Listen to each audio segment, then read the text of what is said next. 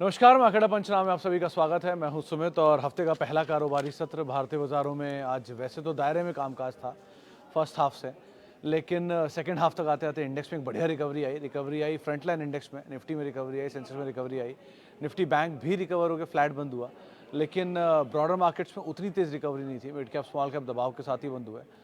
लेकिन ओवरऑल अगर मार्केट्स देखेंगे तो निफ्टी सेंसेक्स में तो बढ़िया रिकवरी थी लोअर लेवल से और हर निशाने बंद हुए। मिड कैप इंडेक्स करीब करीब 1/4% नीचे बंद हुआ, रिकवरी के बाद भी 1/4% नीचे बंद हुआ। एंड स्मॉल कैप इंडेक्स भी करीब करीब 0.5% के आसपास बिकवाली में बंद हुआ। एडवांस डिक्लाइन फर्स्ट हाफ के कंपैरिजन में सेकंड हाफ इंप्रूव ज़रूर हुआ, एडवांसेस के फेवर में आया, लेकिन फिर भी बहुत ज़्यादा कोई फायरवर्क नहीं था। 50-50 का रेशियो मान लो या आप कह लो 60-40 के रेशियो में आज बाजार कामकाज कर रहा था। फर्स्ट हाफ के जो स्टार परफॉर्मर थे सेकंड हाफ में टूटते हुए दिखाई पड़े। मिसाल तौर पे पहले हाफ में आईटी में स्ट्रेंथ थी थोड़ी बहुत, तो टीसीएस ने अपना नया ऑल टाइम हाई हिट किया आज ही। लेकिन सेकंड हाफ तक आते थे मिड कैप आईटी में प्रेशर था ही परसिस्टेंट, कोफोर्ज में वो फंड रेजिंग का खबर और बाकी केपीआईटी, बिरला सॉफ्ट, इन सब में बिकवाली थी ही, वही एक्सटेंड करके अब लार्ज कैप में भी आ गई। तो इन्फोसिस जो कंट्रीब्यूटर था या जो बहुत हद तक टीसीएस संभाल रहा था वो टूट गया। तो आईटी से प्रेशर आया। आज खरीदारी थी ऑटो में, तो बजाज ऑटो, एम&एम अच्छी तेज़ी में कामकाज कर रहा था। एफएमसीजी आज बैकफुट पर था, तो थोड़ा प्रेशर वहाँ पर था। अदानी समूह के अंदर बिकवाली थी कुछ बज़ के बीच में, वहाँ पर भी दबाव बनता हुआ दिखाई पड़ा। लेकिन अदरवाइज़ अगर आप देखोगे तो स्टॉक स्पेसिफिक स्टोरीज थी, न्यूज़ फ्लो ड्रिवन कामकाज होता हुआ दिखाई पड़ रहा था। और जैसे कोफोर्स था, न्यूज़ फ्लोज की बातचीत थी, क्यूआईपी में 3200 करोड़ रुपये जुटाने थे उनको, उसका एक इम्पैक्ट देखने को मिला। वहाँ पर 7-8% तक की बिकवाली कोफोर जो बनते हुए दिखाई पड़ी। सो ऐसे अलग अलग स्टॉक स्पेसिफिक खबरों के बीच में कामकाज था। मूव था आज टाटा मतलब मेटल में, तो उसमें टाटा स्टील, नाल्को, हिंडाल्को, सेल, हिंदुस्तान कॉपर और जेएसडब्ल्यू स्टील, जेएसपीएल, ये सब के सब आज चल रहे थे। पावर से टाटा पावर चल रहा था, टाटा मोटर्स चल रहा था। सो टाटा ग्रुप की इन सब शेयरों में खरीदारी थी। बिकवाली टाटा इन्वेस्टमेंट में एज यूजुअल चली रही है लगातार। सो जहाँ से शुरू हुआ वहीं आ गया वापस। 6,000 रुपये से 6,700 शुरू हुआ था, 6,700 पे वापस टाटा इन्वेस्टमेंट पहुँच भी गया। इसके अलावा बाकी बाज़ार अब ट्रिगर्स का वेट ही कर रहा है, जो अब नए ट्रिगर्स हैं। अभी तो वो मीटिंग शुरू होने वाली है फेड की, इन रेट कट में तो कुछ होना नहीं उसमें, लेकिन कमेंट्री पार्ट क्रूशल है, तो वो पार्ट को बाज़ार अभी कीनली वॉच कर रहा है। विद टाइम आगे अर्निंग्स भी शुरू हो ही जाएंगी अप्रैल की। अभी तो एक्सटेंडेड वीकेंड में हम जाएंगे आगे, फिर धीरे धीरे एक्सपायरी और एक्सपायरी के बाद फिर हम अर्निंग की तरफ चले जाएंगे। सो ब्लॉक डील का सिलसिला थोड़ा बंद हो जाएगा, क्योंकि हम वो उसमें चले जाएंगे साइलेंट पीरियड में, तो ब्लॉक डील्स बंद हो जाएंगी कुछ दिन के लिए। सो इस तरह से कामकाज हो रहा है। तो उससे पहले कुछ बड़ी ब्लॉक डील अभी आने की बातचीत भी है मार्केट में, तो शायद वो बड़ी ब्लॉक्स के ऊपर आप नज़र रखना।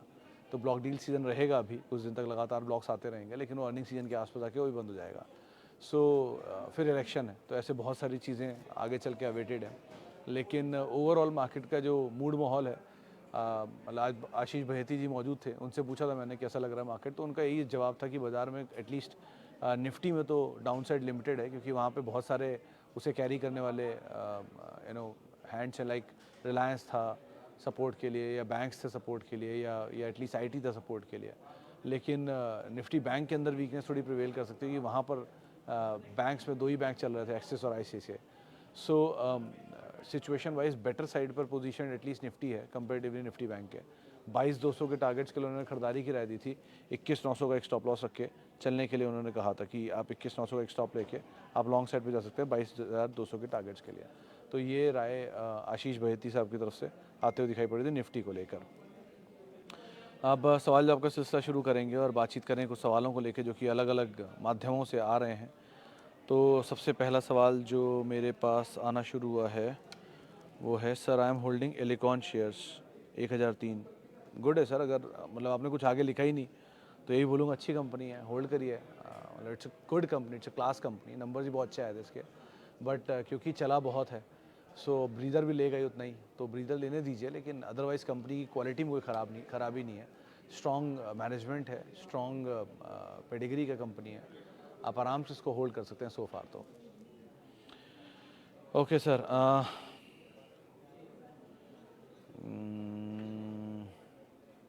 सर श्री दिग्विजय सीमेंट ने पिछले साल डिविडेंड अनाउंस किया था जिसकी एक्स डेट आज नहीं आई। मतलब मुझे आइडिया नहीं रियाज साहब इतना लंबा कि ये इसमें इतने लंबा डिविडेंड इन्होंने बोला हुआ और इसकी यील्ड नहीं है, मतलब इन्होंने डेट नहीं दी होगी, चांसेस कम है वैसे तो इसके, लेकिन अगर ऐसा हुआ है तो मैं क्रॉस चेक करके बता पाऊँगा, ये तो मैं आउटराइटली नहीं बता सकता। लेकिन हाँ, अगर ऐसा हुआ है तो कंसर्न है। ये तो डिविडेंड कैंसिल किया होगा उन्होंने, अगर कैंसिल नहीं किया है तो डेट आई होगी, आप स्किप कर गए होंगे। सो एक चीज़ तो हुई है, लेट्स सी, वो मैं बता दूंगा आपको। अभी के लिए मेरे पास की ज़्यादा जानकारी है नहीं at least. Sir please share view on Zensar Technologies, I have 100 shares at 510। Piyush ji देखो, जेंसार के केस में 230, 220 या 240 की रेंज में कहीं प्रमोटर ने बहुत एक्सेसिवली बाय किया था। उसके बाद वो एक तरफा चला था, 600 650 तक भी गया था, शायद उसके भी ऊपर तक गया था। फिर वापस अब ये मिड कैप आईटी की बिकवाली में नीचे आ गया। उस टाइम मिड कैप आईटी का एक टेलविंड भी उसको मिल गया था, लेकिन आज वापस 580 590 के जोन से पहुंच गया है। सो अभी खरीदारी से तो एटलीस्ट ऊपर ही कामकाज कर रहा है। अभी तो आप एटलीस्ट बने रहो। It's a good company, Goenka group की कंपनी है, अच्छी कंपनी है, और नए मैनेजमेंट में भी चेंज हुआ है। जो 2 क्वार्टर पहले, हाँ शायद 2 क्वार्टर पहले इनकी नई मैनेजमेंट आई है, तो उन्होंने लास्ट 2 क्वार्टर के नंबर ही बहुत अच्छे थे, और बात भी हुई थी उनसे, ये पूछा गया था कि आप इतने चैलेंजेस हैं आपके सामने जब आए थे तब, तो उन्होंने कहा था कि धीरे धीरे चीज़ों को स्ट्रीमलाइन करेंगे और एक्सपैंड भी करेंगे, और तब से वो धीरे धीरे स्ट्रीमलाइन करके एक्सपैंड भी कर रहे हैं। सो आप बने रह सकते हो सो फार तो, और वेट एंड वॉच, नंबर्स को देखिए। अभी तो मिड कैप आईटी टूट रहा है, क्योंकि चला बहुत था, तो ठीक है थोड़ा नीचे आने दीजिए, आपको अच्छा मौका मिले नीचे, आपके भाव से नीचे कहीं आने का, तो आप एक्यूमुलेट भी कर सकते हो। बट एज ऑफ नाउ अभी के लिए तो आप बने रहो, and wait and watch is a better choice. Mid cap IT के नंबर्स पहले ही आएंगे वैसे भी अप्रैल के फर्स्ट में, सो फर्स्ट हाफ में मतलब, तो आप उस समय देख लेना इनके नंबर्स कैसे आते हैं। But otherwise it's a good company, good management, few management changes recently happened, तो आप एक बार देख लो, उसके बाद कॉल लेना ज़्यादा बेटर रहेगा। नीचे के लेवल प्रमोटर बाय का ही है, तो वो लेवल आप भी ऐसे भी देख ही सकते हो। Maithon alloy view for next 1 year. Singh साहब देखो, मैथन अलॉय केस में पहले भी मैंने वही बोला और आज भी बोल रहा हूँ कि इस कंपनी की इन्वेस्टमेंट वैल्यू कहीं ज़्यादा है, बुक वैल्यू अच्छी है, बुक वैल्यू से नीचे अब तो ये काम काज कर रहा है। इनफैक्ट शायद 800 रुपये 900 रुपये जहाँ भी घूम रहा है, 1000 रुपये के आसपास की बुक वैल्यू बैठती है, क्योंकि बहुत स्ट्रॉन्ग कंपनी के पास इन्वेस्टमेंट है। इन्वेस्टमेंट है पीएसयूज़ में, इन्वेस्टमेंट है एनएससी के शेयरों में। पहले खरीदे 400 करोड़ के, दोबारा खरीदे फिर 300 करोड़ के, तो करीब करीब 700 करोड़ के एनएससी के शेयर हैं खाली इनके पास, प्लस बाकी पीएसयू के बहुत सारे नाम हैं, जिसमें सारे ए ग्रेड के, HPCL, BPCL and all, SBI and all, तो अच्छी कंपनी है, वैसे भी इन्वेस्टमेंट में है। बट अदरवाइज़ इस इन्वेस्टमेंट के कारोबार के अलावा अगर बाकी कारोबार के ऊपर आप नज़र डालोगे, तो इनकी जो ऑपरेटिंग बिजनेस है उसके अंदर मार्जिन में थोड़ा प्रेशर आता हुआ दिखाई पड़ा था लास्ट के 1 क्वार्टर या 2 क्वार्टर में। सो वो एक बहुत फायरवर्क नहीं है वहाँ पर, बट मेटल साइकिल है, थोड़ा घूम गया तो बात अलग है। सो ये दोनों इसके साथ इसके ट्रिगर्स हैं, इन्वेस्टमेंट वैल्यू अपना ट्रिगर, और कारोबार का जो वैल्यू है वो अपना ट्रिगर, ये दो अपने अपने वैल्यू हैं। लेकिन इन दोनों के अलावा अगर आप कुछ देख रहे हो, तो मतलब जितना ही अपनी बुक वैल्यू से नीचे उतना ही अच्छी एवेन्यू के तौर पे दिखाई पड़ेगा आपको, लेकिन अब कितने दिन रहता है, कहाँ जाएगा, क्या करेगा, कहना मुश्किल है। प्रमोटर होल्डिंग ठीक है, इक्विटी बहुत छोटी है, बुक वैल्यू है ही, और लगातार डेट फ्री कंपनी है, 700-800 करोड़ रुपए कैश फ्लो जनरेट हो रहा है, उसका इन्वेस्टमेंट में इस्तेमाल भी हो रहा है, प्लस कैश भी है कंपनी के पास। सो अब तक तो सबको सही दिख रहा है, बाकी wait and watch is a better option. Sir can I invest in Unitech? Avoid sir, मतलब धंधा है नहीं, एनसीएलटी में गई हुई कंपनी है, शेयर इतना चल चुका है वैसे ही, तो अवॉइड ही करिए आप। मतलब ऐसे समझिए, कोई भी शेयर अगर 2 रुपये, 5 रुपये, 10 रुपये, 20 रुपये पे खड़ा है, तो बाज़ार में हमको ही खाली नहीं दिख रहा ना, सबको दिख रहा है कि वो 2 रुपये, 5 रुपये, 10 रुपये क्यों खड़ा हुआ है। तो बेटर इज़ अवॉइड। मतलब आप ये कर लीजिए कि नहीं वो छोटा है, मैंने लिया, यहाँ से यहाँ पहुँच गया, इतना पैसा बन गया, या जिसने लिया उसके पैसे बन गए, तो अब रिस्की बेट है, कहीं ना कहीं जाएगा ही घूम के। बट फंडामेंटल सपोर्टिव नहीं है, तो ये कब को घूम जाए, कब को नीचे आ जाए, कहने के लिए बहुत स्टोरीज बिल्ड होती हैं कि एनसीएलटी से निकल जाएगा, कोई ना कोई रियल एस्टेट प्लेयर ले लेगा, आज तो कल खरीद ही लेगा इसे। सो इस तरह की स्टोरी तो हमेशा बिल्ड रहती है इनके साथ, लेकिन पैसे के खोने की गुंजाइश भी उतनी ज़्यादा है इनमें। सो अगर आपके पास पर्याप्त मात्रा में लार्ज कैप हैं, मिड कैप हैं, नॉन मिड कैप हैं, तो आप इस बार का मतलब इनका रिस्क ले सकते हो। लेकिन अगर आप बिल्कुल ही नए नए निवेशक हो और आपको लग रहा है कि नहीं पहला ही बैठ मुझे 2 रुपये 5 रुपये का शेयर करना है, तो इससे बड़ी गलती नहीं होगी। सो अवॉइड ही करिए, ज़्यादा बेटर है। Okay sir, your views on Adani Energy Solutions. Srijita ji देखिए, आज टूटा था, कुछ न्यूज़ फ्लो के बीच में पूरा अदानी समूह यहाँ से टूटा था। लेकिन अदानी एनर्जी केस में अभी तक जो देखा गया है कि नीचे 1030 और ऊपर 1160, इस रेंज को ये फॉलो कर रहा है सो फार। और आज से नहीं पता, पिछले 6 महीने शायद फॉलो कर रहा है। बीच में एक बार वो टूट के 1200 की रेंज में चला गया था, लेकिन वापस फिर वहीं आ गया उसी रेंज पे। तो 1160 ऊपर जब तक नहीं तोड़ेगा, नीचे 1030 नहीं तोड़ता, तब तक ऐसे ही चलता रहता है। इस बार ही उसके नीचे है न्यूज़ फ्लोज के बीच में, लेकिन आज भी बहुत ज़्यादा नीचे नहीं गया। शुरुआत में 1000 तक गया था, बाद में घूम घाम के वही 1017 1020 के आसपास बंद हुआ है। सो ये वही रेंज के आसपास ही रहता है। 760 is the best zone to accumulate. वो क्यों है? क्योंकि वहीं पर ही GQG को शेयर अलॉट किए गए थे। सो उस जोन में आप कहीं देख सकते हो उसको, इफ़ इन केस आप अलॉटमेंट चाहो तो, मतलब कहीं एंटर करना चाहो तो। और जब तक ये रेंज का अपर एंड नहीं तोड़ता 11 और 60 का, तब तक इसमें मूव नहीं आएगा। कंपनी के नंबर लास्ट क्वार्टर के, उससे पहले क्वार्टर के ठीक है, कंसिस्टेंट नंबर है, लेकिन भाव के हिसाब से यही भाव है जिनको आपको ध्यान रखना होगा। अदानी ग्रीन के केस में 1450, क्योंकि वहाँ पर प्रेफरेंशियल अलॉटमेंट था प्रमोटर को और वहीं कन्वर्जन हुआ है। सो उन नंबर्स को आप ध्यान रखिए और इन लेवल्स के हिसाब से अपनी कॉल लीजिएगा। Sir, view on Zee entertainment, I have bought at 204। अब मुझे देखो, पहली प्रेफरेंस में तो आप इसमें निकलने की कोशिश करो, ज़्यादा बेटर है। इसलिए नहीं कि इसमें डील नहीं है, ये नहीं है, वो नहीं है, बाकी तो सब अपनी जगह है। सर, सोनी के साथ डील होती और एग्जिस्टिंग मैनेजमेंट उस कंपनी से निकलती तो सिचुएशन कुछ और होती, लेकिन सोनी के साथ डील नहीं हुई और एग्जिस्टिंग मैनेजमेंट अभी भी इस कंपनी में रिवाइवल के लिए काम कर रही है। सो वो रिवाइवल कहाँ होगा, कितना होगा, कैसा होगा, is very uncertain.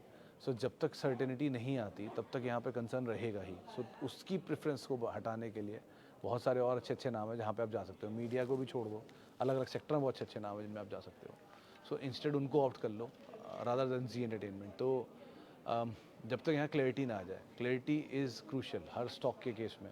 So clarity जब तक नहीं है तब तक के लिए आप अवॉइड करिए, ज़्यादा बेटर है। नया मैनेजमेंट आ जाए, ये मैनेजमेंट बदल जाए, फिर आप जो दाम मिल जाए, 100 रुपये महंगा मिलेगा, लेकिन एटलीस्ट क्लैरिटी होगी आपको। SCI के शेयर पर SCI लैंड एसेट के शेयर का लिस्ट होने पर क्या इफेक्ट होगा? मेरे पास SCI के 300 शेयर हैं, एक वीक पहले लिया है। मेरे ख्याल से आज ही इसकी नहीं, कल लिस्टिंग होनी है। कल लिस्टिंग है ना SCI शिपिंग लैंड की? शिपिंग लैंड की कल लिस्टिंग, इसने मुझे बोला था 19 मार्च को लिस्टिंग होने वाली है। SCI डीमर्जर की जो लैंड लिस्टिंग थी, मैं एक बार दोबारा क्रॉस चेक कर लूँगा, लेकिन 99% वो कल ही लिस्टिंग होने वाली है। सो अगर मान लीजिए आपके पास शेयर अलॉटेड है शिपिंग कॉर्पोरेशन ऑफ इंडिया का और आप डीमर्जर की X तारीख पर आपके पास वो शेयर था, तो उसका रेलेवेंस ये होगा कि आपको उस ड्यूरेशन में शिपिंग कॉर्पोरेशन ऑफ इंडिया के लैंड शेयर भी मिल जाएंगे, जैसे BEML लैंड में मिला। अब डीमर्ज होने के बाद कारोबार आपका 2 तरह के शेयर होंगे, शिपिंग कॉर्पोरेशन ऑफ इंडिया के भी और शिपिंग कॉर्पोरेशन ऑफ इंडिया के लैंड एसेट का भी। और वेल्थ तो क्रिएट हो ही गई अगर वही दाम पर, मतलब दोनों का क्या भाव पे लिस्ट होता है तो डिपेंड करता है। लेकिन अगर वो भाव आपके खरीद के भाव से ऊपर है दोनों को मिलाने के बाद, तो आपको ऑलरेडी गेन आ रहा है उसमें। और विद टाइम क्या है, ये सारी कंपनियां अपने लैंड एसेट को डीमर्ज कर रही हैं धीरे धीरे, ताकि कोर कारोबार के ऊपर फोकस करें। ये पहले NMDC ने किया था, NMDC स्टील और NMDC को अलग करके, फिर BEML ने किया, BEML लैंड और इसको अलग करके, और अब शिपिंग कॉर्पोरेशन ऑफ इंडिया ने किया, ताकि स्टेक सेल भी ईजी हो जाए। अगर लैंड सेल होना है तो लैंड सेल उसमें जाए, और कारोबार में कोई बिक्री हो तो इसमें हो। सो ये सिंप्लीफिकेशन होता है प्रोसेस का। अब अगर कोई कारोबार के अंदर growth I shipping corporation of India के, तो वो आपको SCI में दिख जाएगा। अगर लैंड कारोबार में कोई अंतर होगा तो वो लैंड कारोबार में दिख जाएगा। तो इस तरह से इसको सिंप्लीफाई करने के लिए, रीवर्क करने के लिए गवर्नमेंट ने काम किया है। सो आपके लिए अब तो लिस्टिंग के बाद समय आप दो, उस पर डिपेंड करता है किस तरह से आप इसे देखोगे। बट दोनों को मिला के अगर दाम आपकी खरीदारी के दाम से ऊपर है तो आप गेन पे आओगे। तो पहले लिस्ट होने दीजिए, फिर ज़्यादा क्लियर पिक्चर आपको पता चल पाएगी इसमें। व्यू ऑन HUL, सांगवान साहब देखो, HUL कंपनी में तो कोई डाउट नहीं है कभी भी, लेकिन उसकी जो चाल है वो बहुत धीरे है, क्योंकि ये सेक्टर स्लो है और HUL is among the few जो बहुत स्लो चलता है। ये टाइप का स्टॉक लेकर आपको शायद बहुत स्ट्रेस तो ना हो कभी ज़िंदगी में, लेकिन बहुत ज़्यादा गेन भी शायद ना हो, क्योंकि एक कंसिस्टेंट कंपाउंडर है, धीरे धीरे चलेगा, धीरे धीरे पैसा बनाता रहेगा। तो ये पोर्टफोलियो स्टॉक है, पोर्टफोलियो में रख के आप भूल सकते हो, पोर्टफोलियो का हिस्सा बना के रख सकते हो, तो बात अलग है। लेकिन अगर आपको लग रहा है, ये उम्मीदें हैं कि नहीं ये शेयर ले लूँ और वो यहाँ से 5 गुना हो जाए, 6 गुना हो जाए अभी कुछ ही दिनों में, तो ऐसा नहीं होगा। हो जाएगा लेकिन समय लेगा। So it's a good company to invest, but don't expect much out of it. तो उस हिसाब से आप उसको लेकर चलना। ओके जी, कुछ और। I have Tata chemical holding 50 share of Tata chemical 225, should I SIP to add more? Tata chemical at 225? Sir इतनी पुरानी खरीदारी है तो फिर तो मत ही जाओ, क्योंकि मतलब 50 शेयर है लेकिन आपका एवरेज भी बिगड़ भी जाएगा। तो दोनों तरह की चीज़ें आ रही हैं यहाँ दिमाग में। लेने में कोई बुराई नहीं है क्योंकि कंपनी अच्छी है, लेकिन आपकी एवरेज को एक खींच के ऊपर ले जाएगा। सो आप ये कर सकते हो कि हाँ थोड़ा थोड़ा एवरेज कर सकते हो ऊपर के लेवल पे, जब जब कोई फॉल मिले। अगर मान लो किसी फाइन डे टाटा केमिकल में 2%, 3%, 1% डिप मिल जाए तो आप एवरेज कर लो, थोड़ा और एवरेज करो, थोड़ा और एवरेज करो, ऐसे करके करो तो आपका एवरेज कॉस्ट तो ऊपर जाएगा। लेकिन आई डोंट थिंक ये इतना ऊपर जाएगा, क्योंकि विद टाइम टाटा केमिकल में बहुत ज़्यादा जूस है नहीं। 1000 रुपये के आसपास ही है, मैक्सिमम 900, 950 तक आएगा, क्योंकि बुक वैल्यू के नीचे चला जाएगा। वैल्यू वैसी साउंड है, so chances are very low कि इतना नीचे आए। तो इसलिए थोड़ा थोड़ा आराम से आप एक्यूमुलेट कर सकते हो। बस ये ध्यान रखना है कि आपका एवरेज ऊपर खींच के ले जाएगा यार। View on IFC and JP power. देखिए IFC में तो फंड डालने की बातचीत है गवर्नमेंट की तरफ से, वो खबर बीच में आई थी, चला भी था उसके बाद। बट अगेन इसका एक सबसे बड़ा ट्रिगर इसकी NSE का IPO है, क्योंकि NSE की बहुत बड़ी होल्डिंग इनके पास है। सो उसका कितना बेनिफिट इन्हें मिलता है नहीं मिलता है बात अलग है, लेकिन ये है तो मतलब उसी टाइप का शेयर जो चलता है कुछ दिनों के लिए फिर वापस फंसा के हट जाता है। सो ज़रा ध्यान संभल के काम करना है इसमें। JP पावर है कि इसमें आज ही एक मार्केट पार्टिसिपेंट से बात हो रही थी, तो उनका कहना है कि नंबर अच्छे थे लास्ट क्वार्टर 2 क्वार्टर के, तो चीज़ें बेटर तो हो रही हैं और सही जोन में भी है। अगर किसी को एक्यूमुलेट करना है तो कर सकता है, बट स्टॉप लॉस को लेना पड़ेगा 13 रुपये के आसपास। सो आप एक्यूमुलेट करना चाहो कर लो, 23-24 के आसपास थोड़ा खाली कर देना, लेकिन एक्यूमुलेशन के लिए आपका जो स्टॉप लॉस रहेगा वो 13 रुपये के आसपास रहेगा, और 13 का स्टॉप लॉस लेकर ही एंटर करना है इसके अंदर। अच्छा जी, एक और सवाल था, can I continue SIP in TCS have average 25 at average of 3450। है तो ऊपर, लेकिन हाँ आप कर सकते हो। और कोई अगर बड़ा फॉल दिखे, जैसे आज TCS में नया हाई बना के टूटा एकदम से लास्ट आवर में, तो इस तरह के किसी फॉल का इस्तेमाल करके भी आप थोड़ा थोड़ा ऐड कर सकते हो। TCS की क्वालिटी पे तो ऑब्वियसली कोई सवाल नहीं है, प्राइस पे ही सवाल है।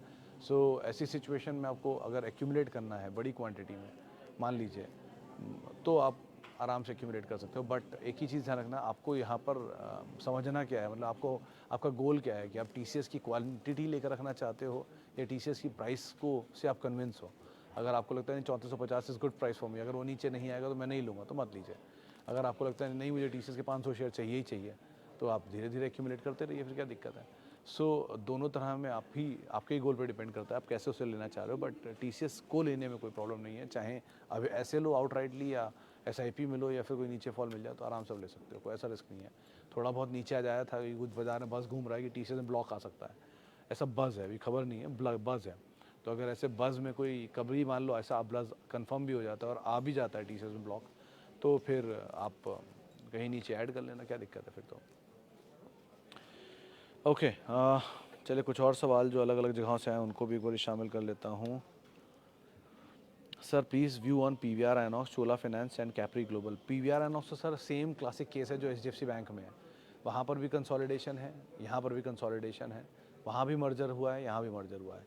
वहाँ भी मर्जर का इम्पैक्ट आपको दिख रहा है थोड़ा थोड़ा रेंज में, वैसे ही यहाँ पर भी मर्जर का इम्पैक्ट है। सो ऐसे मर्जर अब जब तक चलता रहेगा, नंबर एक साइड नहीं आ जाएंगे, तब तक कुछ नहीं कर सकते, तब तक के लिए आप एटलीस्ट इसे होल्ड करो। रही बात चोला की, तो चोला में आप आराम से बने रह सकते हो, कोई ऐसी दिक्कत नहीं है यहाँ पर। इसके अलावा suggest sir please suggest IRFC and Zomato. Gautam sir देखो, IRFC and Zomato both are highly publicly owned companies. Example देता हूँ, अभी मैं पढ़ ही रहा था ये नंबर, तो जोमेटो के केस में 5.5% पब्लिक होल्डिंग है और 4.5% प्रमोटर होल्डिंग है। प्रमोटर जो दीपेंद्र गोयल साहब हैं उनके पास 4.5% होल्डिंग है और पब्लिक के पास 5.5-6% के आसपास की होल्डिंग है। सो पब्लिक उनसे ज़्यादा होल्डिंग रखती है और बाकी फंड्स के पास है। हैविंग सेड दैट, आप फिर भी जोमेटो को होल्ड कर सकते हो एटलीस्ट फॉर सम टाइम, लेकिन मोमेंटम से ज़्यादा उम्मीदें मत रखना।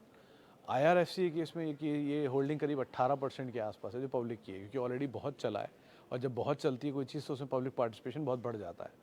आपको अगर यकीन करना हो तो आप 4-5 नाम को बताता हूँ, आप खुद चेक कर लो, एक्सचेंज पे है ये इन्फॉर्मेशन, जिसमें आता है सुज़लॉन, जिसमें आता है IRFC, इरकॉन, आयरेडा, ये सब बहुत चले हैं, इसलिए इनमें पब्लिक पार्टिसिपेशन भी बहुत ज़्यादा है। तो जैसे जैसे वो शेयर कूल ऑफ होंगे, पब्लिक पार्टिसिपेशन कम होता जाएगा, और पब्लिक पार्टिसिपेशन जब कम हो जाएगा तो वापस उनमें स्टीम आनी शुरू हो जाएगी। सो अभी के लिए तो आप होल्ड कर सकते हो, लेकिन पेशेंस रखो, क्योंकि चला बहुत है तो इसको कूल ऑफ होना भी ज़रूरी है, और कूल ऑफ कितना होगा पता नहीं। और अगर आपको बहुत लोअर लेवल से खरीद के रखा हुआ है और आपको कैपिटल गेन मिल रहा है इसमें, तो थोड़ा कैपिटल निकाल लो, मुफ्त के शेयरों के साथ आप बने रहो चाहें तो। ओके सर, हिंदुस्तान यूनिलीवर बातचीत हो चुकी है, लगातार गिर रहा है। सर आप होल्ड कर सकते हो, SIP भी कर सकते हो। HUL जैसे शेयर में डरने वाली बात नहीं होती, होल्ड कर सकते हो, कुछ नहीं कर सकते तो होल्ड कर लो, simple. I have 20 share of Bajaj Finance, 6,800 का एवरेज है। I am done with allotted funds, should I still buy 1 और 2 एट 6300, 10 ईयर व्यू? आप कर सकते हो आंध्रा सर, क्योंकि अगर आपका फंड एलोकेशन पूरा हो चुका है तो फिर आप ज़बरदस्ती बाय क्यों कर रहे हो? 1 2, अगर आप लेना भी चाहते हो बजाज फाइनेंस को, ले सकते हो। बजाज फाइनेंस की क्वालिटी में सवाल नहीं उठेगा कोई भी, but the gain already Bajaj finance दिखा चुका है, वो गेन की उम्मीदें मत रखना आप, क्योंकि intensity of gain year by year Bajaj finance से कम हो रहा है। पिछले 5-1 साल से तो यही हो रहा है। सो डिस्पाइट इसमें बीच में कोविड जैसा गेन भी था, एक्सेप्शनल ईयर, उसके बावजूद भी नहीं आ रहा है इनको गेन। सो बेटर इज़ कि आप होल्ड करो, थोड़ा नीचे मिले ऐड भी कर सकते हो, बट ओवर एंड अबव जाके मत करना, ओवर बोर्ड होके मत जाना, किसी भी चीज़ का ओवर इज़ नॉट गुड।